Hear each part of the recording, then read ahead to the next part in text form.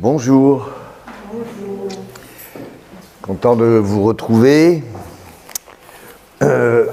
Aujourd'hui, je souhaiterais que nous parlions de la façon dont on peut devenir un disciple de notre Seigneur et les différentes possibilités qui se sont offertes à nous personnellement et qui s'offrent aux gens aujourd'hui.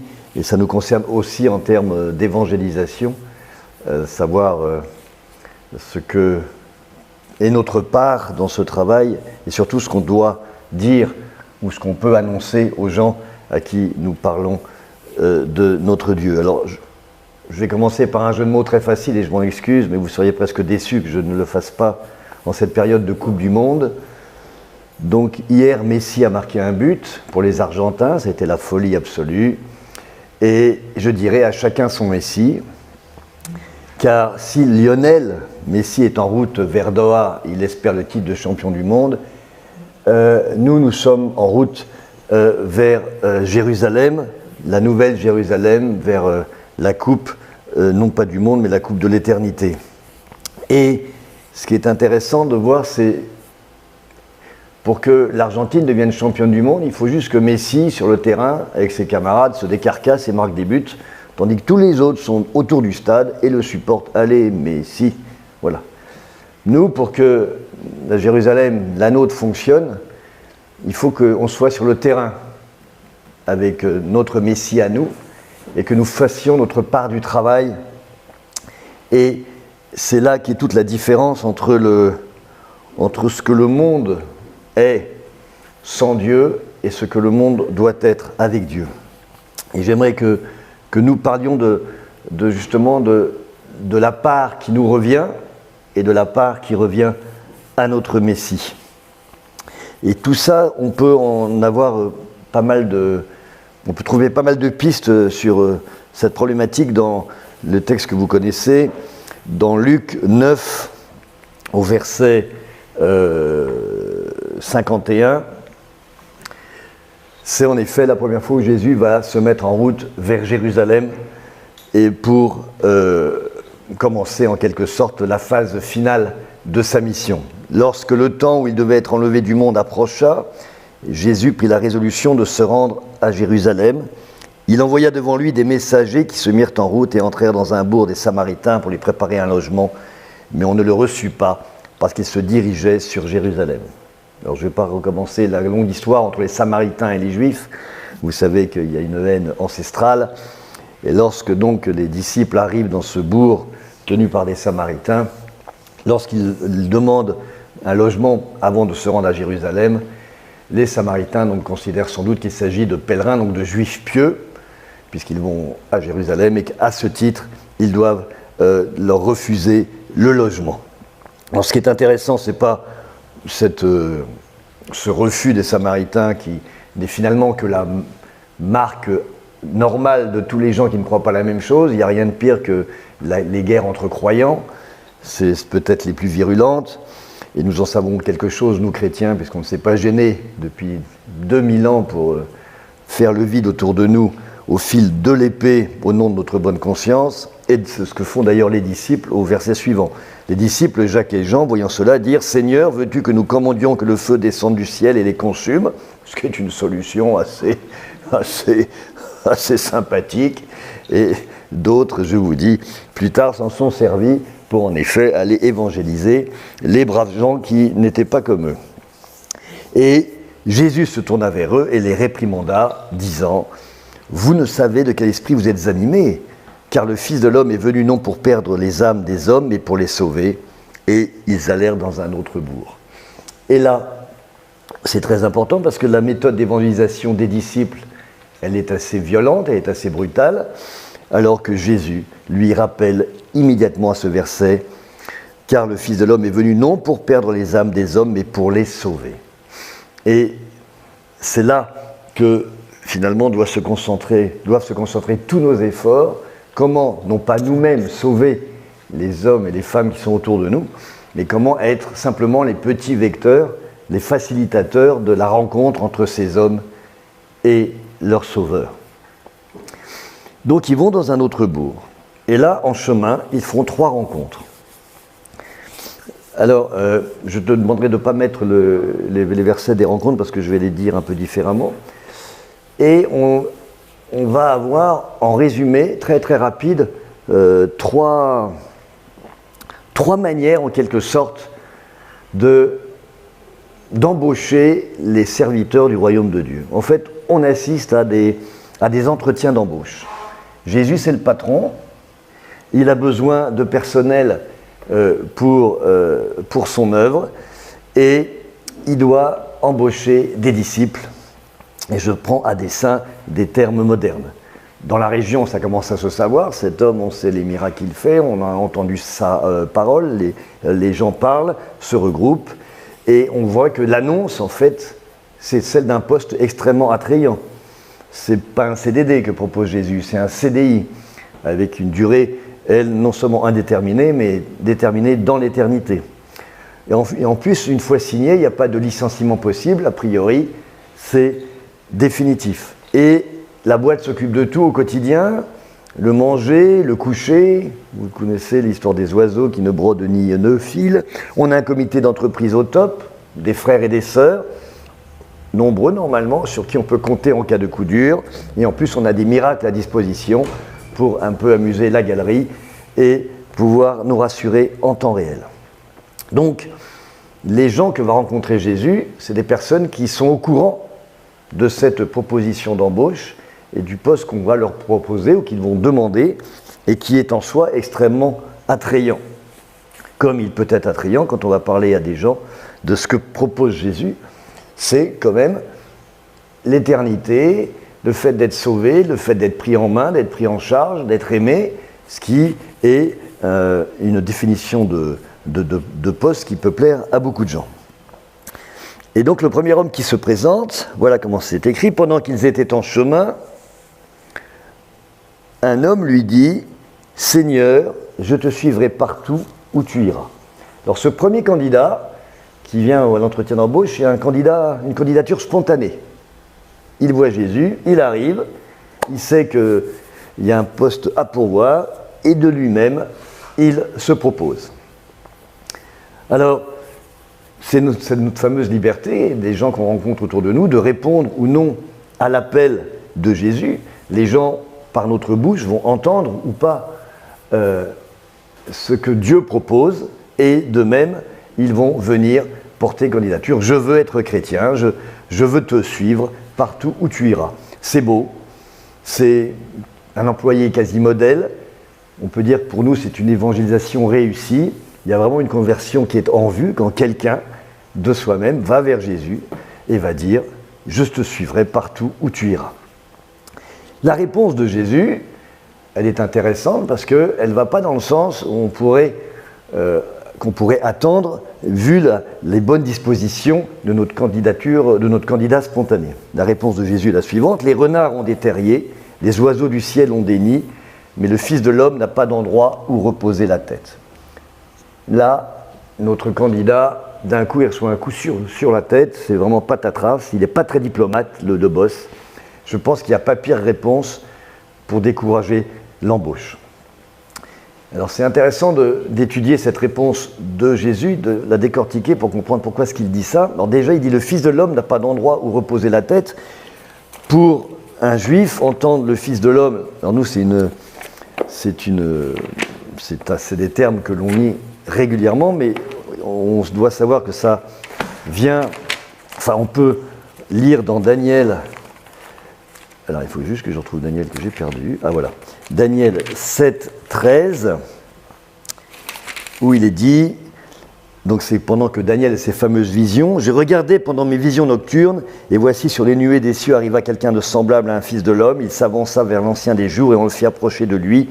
On lui donna la domination, la gloire et le règne, et tous les peuples, les nations et les hommes de toute langue le servirent. Sa domination est une domination éternelle qui ne passera point, et son règne ne sera jamais détruit. » Donc quand Jésus dit à cet homme, « Le Fils de l'homme n'a pas d'endroit où reposer sa tête », il parle du maître absolu. Il parle du maître de l'univers, du maître du monde, du maître du temps, tel que c'est indiqué dans Daniel.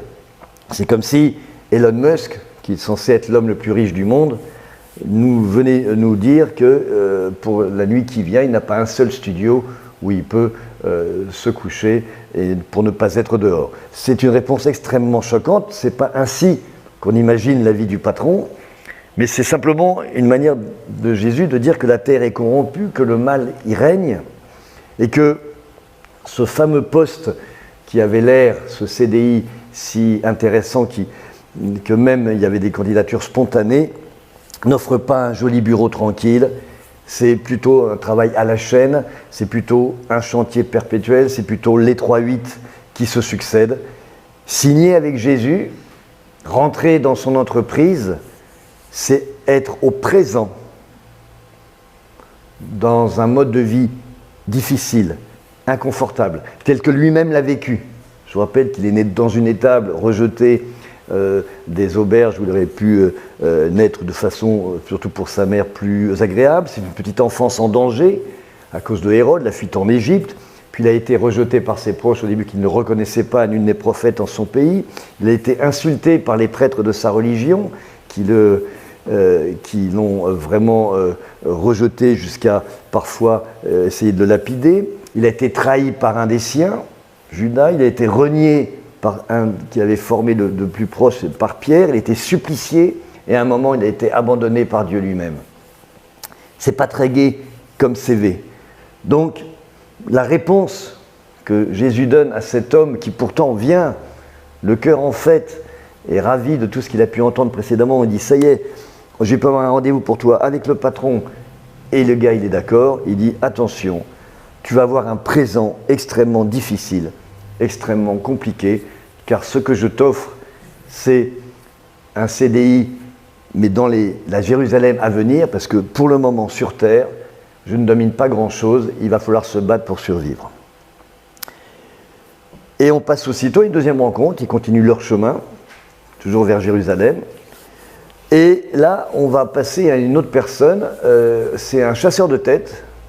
Vous savez ce que c'est un chasseur de tête dans les grosses entreprises, et les moins grosses d'ailleurs, quand le patron a besoin d'un poste spécifique, très précis, il paye une boîte de recruteurs qu'on appelle les chasseurs de tête. Alors c'est pas le petit employé, c'est souvent des têtes bien pleines, qu'on va débaucher d'une autre entreprise pour qu'ils viennent occuper le poste. Donc être recruté par un chasseur de tête, c'est très bon signe, c'est des gens qui viennent vous chercher.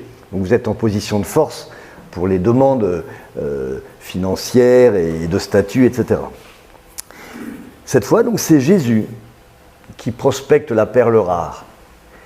C'est lui qui frappe à notre porte. Chaque histoire est personnelle, parfois, même si Dieu appelle tout le monde, mais parfois c'est nous, ou c'est les personnes à qui nous parlons, qui devons ou qui doivent aller taper en quelque sorte à la porte de Dieu et dire voilà, je suis prêt, je sais que tu ne demandes qu'à ouvrir cette porte, mais je frappe à ta porte pour que tu m'ouvres. Puis parfois c'est Dieu qui va ouvrir, qui va frapper à notre propre porte. Alors je vous renvoie à votre expérience à vous, chacun a vécu ça différemment, mais c'est quand même beau quand on se dit que le grand chef, le grand boss, peut parfois venir frapper à la porte lui-même avec le contrat assigné, viens, je te prends, je t'ai choisi, j'ai besoin de toi. C'est ça le merveilleux cadeau de la foi. Et en effet, il est marqué, il dit à un autre, suis-moi. Alors là, pourquoi cet homme-là, sur le bord du chemin, dont on ne sait pas plus de choses, sans doute qu'il a un très bon CV, une expérience déjà forte, qu'il a suivi une très bonne école de formation. Jésus choisit aussi ceux qui sont prêts à des tâches particulières, sans doute. Et réponse de l'heureux élu, qui connaît Jésus, puisqu'il va répondre « Seigneur ». Donc s'il dit « Seigneur », pour ces gens-là, « Seigneur », ce n'est pas n'importe quel terme, il sait exactement à quel type d'homme il a affaire, au moins un prophète, etc. Et il dit « Seigneur », mais juste après, « Permets-moi d'abord d'aller enterrer mon père ». Il est évidemment d'accord, cet homme recruté. D'abord, il est fier d'avoir été recruté, d'avoir été choisi par Dieu, ce n'est pas rien. Donc il fonce, il a juste un petit détail à régler. Un détail cependant très important. Il doit enterrer son père. Et ça prouve de sa part une belle personnalité. C'est un homme donc, qui respecte la loi. Dans la loi juive, quand il y avait un père, enfin quelqu'un qui mourait dans la famille, il y avait tout un, encore bien plus que dans notre société, tout un cérémonial qui était mis en place depuis nombre de Deutéronome, etc., pour l'enterrement du père. Donc c'est un homme qui respecte la loi, qui respecte la famille, l'amour filial qu'il a pour son père. Il a le respect de la mémoire, des valeurs fondamentales. Ce n'est pas des excuses à la noix. Il ne dit pas j'ai un match de foot à aller voir malgré le boycott. Non, non, c'est mon père, excuse-moi Emmanuel, que je dois aller enterrer. Ce n'est pas rien. C'est la preuve d'un bel esprit, d'une belle âme. Et en plus, il demande la permission. Il ne dit pas « je dois », il dit « permets-moi d'abord d'aller enterrer mon père ». Il est bien ce futur employé. Jésus a eu raison de le choisir. Mais deuxième chute, numéro 2, notre patron n'est décidément pas très diplomate. À cette demande, cette belle demande, il fait la réponse suivante, mais Jésus répliqua, laisse les morts enterrer leurs morts. Laisse tomber tes valeurs, que tu crois supérieures au nom de ta culture, de tes traditions. C'est l'ancien monde. Cet ancien monde, il est fichu. Ils sont déjà tous morts. Il y a déjà urgence. Je ne sais pas si vous voyez en ce moment dans plusieurs manifestations sportives, la plupart du temps, parce que c'est là qu'il y a le plus de gens, il y a des défenseurs du climat qui vont sur les terrains avec des t-shirts qui mettent « il reste 2103 jours ou 133 jours avant que toutes les réserves de la planète soient épuisées ». Il y en avait une à Roland-Garros, une jeune femme qui s'était attachée au filet. Un match de rugby, il y a peu, il y en a qui sont montés sur les poteaux de rugby, qui se sont attachés au-dessus, donc il a fallu, enfin, des choses assez compliquées, très très spectaculaires, mais ils essayent d'alerter parce que le compte à rebours climatique de notre planète serait commencé. C'est ce que dit Jésus là. Laisse les morts enterrer leurs morts. C'est l'ancien monde, il est fichu. On n'est plus en train d'essayer de mettre des rustines. C'est trop tard. La Jesus Company où tu veux travailler, c'est pas une grosse entreprise nationalisée avec son histoire, son management patriarcal, ses syndicats. C'est pas le mammouth de l'éducation nationale. La compagnie, la Jesus Company, c'est une start-up, c'est l'avenir, c'est une nouvelle société qui part de quelques personnes qui vont, avec la force de leur volonté, de leur imaginaire et là de leur foi, construire quelque chose de neuf qui ne peut être bâti que sur les décombres de la précédente. On ne peut pas bâtir cette nouvelle société sur des ruines ou sur des fondations qui ne sont pas solides. Laisse les morts enterrer leurs morts. Je ne dis pas que tes valeurs ne sont pas bonnes. Je ne dis pas que ce n'est pas bien de vouloir privilégier ça. Mais ce n'est plus le temps. Ce que nous dit cette réponse de Jésus, c'est l'urgence de la situation. Alors, vous disiez, ça fait 2000 ans qu'il y a urgence, d'accord. Mais 2000 ans, à nos yeux, c'est beaucoup, mais aux yeux de Jésus, qui voit tous, c'est sans doute très très peu. Et les personnes qui sont autour de nous, il faut leur faire passer cette urgence. Laisse tes morts enterrer leurs morts. C'est trop tard, c'est fini. Ne t'appuie pas sur ça. Ça n'a plus de raison d'être. Et tout de suite après, parce que pour lui, pour Jésus, c'est l'avenir qui compte, il dit « toi, pars et annonce le règne de Dieu ». Il faut du mouvement, il faut de la libération, il faut de l'indépendance. Et je te propose, puisque je suis venu te chercher, le chercheur de tête m'a dit que toi, tu étais un homme de qualité pour ce combat que je veux mener. On a un nouveau produit unique à offrir, que personne n'a jamais mis en vente, le règne de Dieu. Va le vendre, même pas le vendre, va l'offrir, va l'annoncer.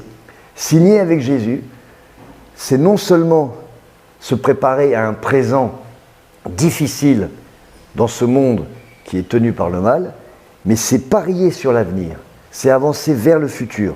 C'est ça le projet de l'entreprise de Jésus, c'est novateur. Et c'est ça qu'on doit dire aux gens, qu'on doit proposer. C'est pas, on va essayer de mieux s'acclimater au monde tel qu'il est aujourd'hui. Ce monde-là, il est mort. Et si tu continues avec eux, tu es déjà mort avec eux. Monte avec nous dans cette nouvelle entreprise où là, il y a l'avenir, il y a le futur. Et ils continuent leur route. Et là, ils vont tomber sur un troisième candidat. Alors lui, c'est plutôt le syndicaliste. C'est un profil très très commun. C'est sans doute quand on parle de Jésus, celui qu'on rencontre le plus souvent. C'est le gars qui a l'air intéressé parce que le poste a l'air vraiment bien. Il y a des bonnes choses. On a déjà parlé, ça a l'air bien monté, positif sur beaucoup de domaines. Si la personne est assez réceptive, pourquoi ne pas s'y intéresser? Et donc, on a fait notre boulot, on a présenté tous les avantages, et la personne donc va voir Jésus. Là, c'est lui à nouveau qui fait demande et qui lui dit, donc un autre encore lui dit, je te suivrai, Seigneur. Super, on a gagné, tout va bien, on a réussi. Maintenant, c'est la relation entre lui et Jésus, c'est plus notre problème. Mais juste après, cet homme rajoute, mais laisse-moi d'abord faire mes adieux aux gens de ma maison. Ok, c'est le célèbre oui, mais. Je suis d'accord, mais on discute. Des conditions de travail, du salaire, des avantages acquis, de la mutuelle. Ok, Jésus, d'accord, mais un peu à ma sauce. Sans trop toucher à mes croyances, à mon confort. Une espèce de Jésus gagnant-gagnant. Un Jésus qui tient compte de mon passé. Un Jésus qui s'adapte à moi, et non le contraire. Un peu une foi en kit. Un peu de ci, un peu de ça, une pincée de mysticisme, un peu de ce que j'ai reçu dans ma jeunesse, de ce que j'ai lu à droite à gauche. En fait, un Jésus à hauteur d'homme, alors que la Jésus Compagnie, elle propose un homme à hauteur de Jésus. Et ça, c'est beaucoup plus difficile à mettre en place. Et on peut comprendre ça dans les quelques mots que dit cet homme. Rien qu'en quelques mots, on comprend son état d'esprit, comment est-ce qu'il fonctionne, et comment dans la plupart du temps, et là je me mets dedans, parce que moi, je n'ai pas été cherché par un chasseur de tête. Et c'est, lisons, mais laisse-moi faire. D'abord mes adieux. Laisse-moi faire. L'autre, le premier avait dit, permets-moi de. Laisse-moi faire, c'est ma volonté d'abord. J'ordonne à Dieu. Ce n'est pas une demande de permission, c'est un marché. Ok, j'arrive, mais moi d'abord, je veux faire ça. C'est mettre en place avec Jésus une relation d'égal à égal. Ensuite, laisse-moi faire mes adieux aux gens de ma maison. Tout est tourné vers soi. Mes adieux, ma maison. Il y a un jeu au théâtre que je fais souvent, que vous pouvez faire à la maison, à midi, qui est très très amusant. Vous connaissez le fameux ni oui ni non. On parle, on ne dit pas oui, on ne dit pas non. Ben moi, je vous propose une variante. Et il y a une conversation avec vos amis, votre famille, mais dans la conversation, vous ne devez jamais parler de vous. Donc jamais moi, jamais je, jamais mon, jamais ma. C'est impossible. Vous allez voir, même vous, au bout de 2 secondes, vous revenez toujours à vous. Vous ramenez toujours d'une manière ou d'une autre. Alors, il y a le moi-je, mais il y a... C'est très difficile.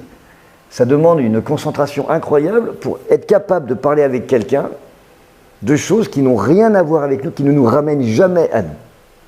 Faites l'essai, c'est très amusant, et vous allez voir que vous allez éclater de rire en tombant. Mais c'est pas possible, je me suis encore fait avoir, je ramène tout à moi.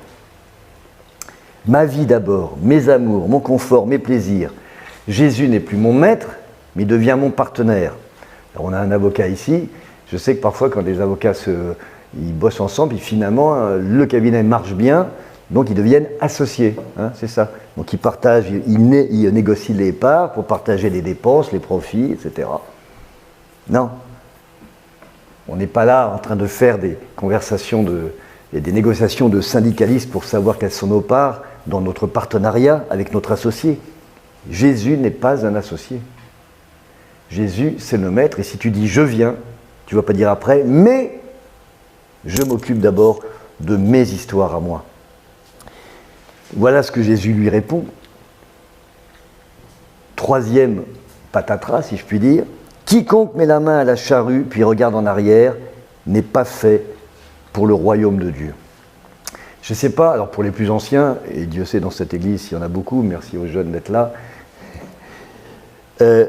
En 1980, lors du fameux débat où il va perdre, vous savez qu'en 1974, On dit que Giscard avait gagné en disant « Monsieur Mitterrand, vous n'avez pas le monopole du cœur ». Et en 1981, Giscard a préparé une punchline, comme on dirait maintenant, en lui disant « Monsieur Mitterrand, vous êtes l'homme du passé ». Ce à quoi Mitterrand, avec son talent oratoire, avait répondu tac au tac « Et vous, monsieur, vous êtes l'homme du passif ». Et la légende dit que c'est ce qui avait fait basculer les votes de l'autre côté. Et bien, ces deux réponses conviennent à notre syndicaliste, à ce syndicaliste que nous sommes tous, à ce négociateur perpétuel avec le boss que nous sommes tous. Nous sommes des hommes du passé avec un passif. Et ça, pour Dieu, ce n'est pas possible. Le premier candidat, il était informatif dans sa réponse. Il avait dit les renards ont des tanières, les eaux du Sénénil, tu ne vas pas avoir une vie facile au présent si tu me suis. Avec le deuxième, il avait été positif. Laisse les morts et viens avec moi. Avance. Proclame la bonne nouvelle. Viens, on part.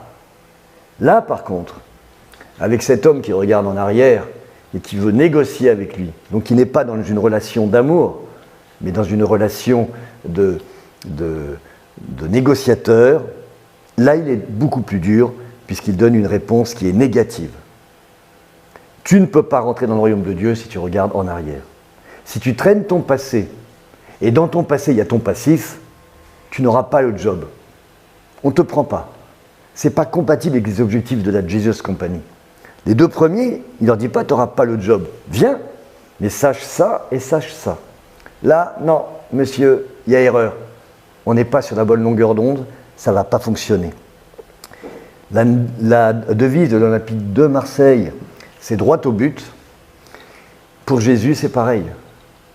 C'est droit au but. On regarde devant et on fonce. Et donc, pour un paysan juif de cette époque, dire quiconque met la main à la charrue puis regarde en arrière, ça veut dire beaucoup de choses. Quand tu avais une charrue, tu devais faire un sillon tout droit. Si tu regardais en arrière, un moment ou l'autre, paf, il y avait tes chevaux, tes bœufs, tes esclaves qui déviaient, et hop, ton sillon n'était pas droit. Et quand on peut ensuite leur mettre la fameuse parabole, quand on jette des graines, si on jette sans regarder le sillon, on pense qu'il est droit, et bien s'il n'est pas droit, la graine que l'on jette ne va pas pouvoir germer. Donc, tu ne peux pas avancer avec Jésus, tu ne peux pas venir travailler avec moi, tu ne peux pas rentrer dans mon business si tu regardes derrière et donc que tu es prisonnier de ton moi, de ton passé et de ton passif. Donc ces trois rencontres, elles nous montrent en fait l'offre réelle de Jésus et l'offre que nous devons proposer aux gens. C'est pour ça que je disais en préambule que notre travail d'évangélisation est extrêmement compliqué, parce que ce que propose Churchill, proposer des larmes, de la sueur et du sang, Jésus, en fait, il propose des choses qui ne sont pas tellement plus gaies. Ces trois rencontres, elles nous disent que quand on le suit, notre passé est un poids dont il faut absolument se débarrasser, que notre présent doit être un abandon aux conditions qui nous seront faites et qui ne seront pas simples, et que notre futur est un combat pour pouvoir instaurer le royaume. C'est un programme électoral ou un programme d'embauche qui n'est pas le plus simple à dire aux gens, mais je crois qu'il est de notre devoir d'expliciter ça. Alors, comment est-ce que les gens vont pouvoir tout de même se dire, mais comment aller travailler dans une entreprise qui propose de telles conditions? Eh bien, simplement, et simplement ce n'est pas rien, grâce à l'Église. L'Église, c'est le lieu où l'amour règne, où l'intérêt des uns pour les autres existe, où l'aide se met en place. Et si les personnes voient que dans ce programme qui nous est donné pour suivre Dieu, c'est pas si facile que ça, mais ça se fait au centre d'une église, au centre le plus large possible, où règne l'amour, l'entente, le soutien, la joie, le bonheur, à ce moment-là, le plan, la proposition de Dieu va être acceptée, car les gens vont voir que malgré la dureté apparente et réelle de ce qu'il propose, cela met de la joie, cela met du bonheur, cela met de l'amour entre les gens.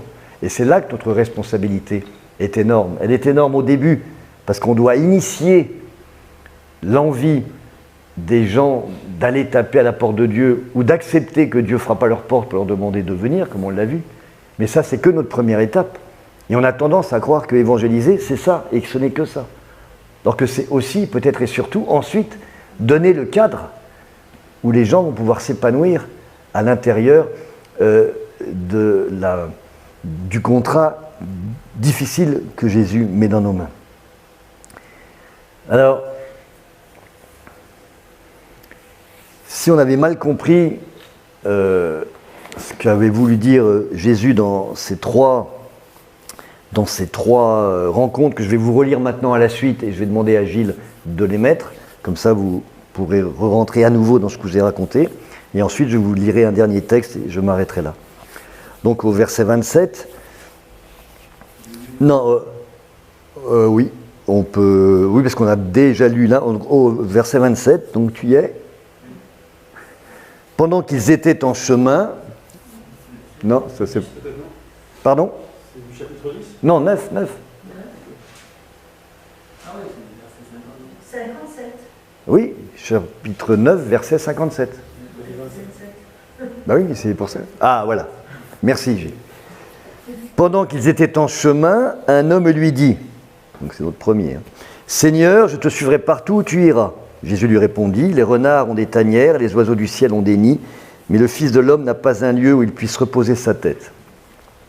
Le second, chasseur de tête, il dit à un autre, suis-moi.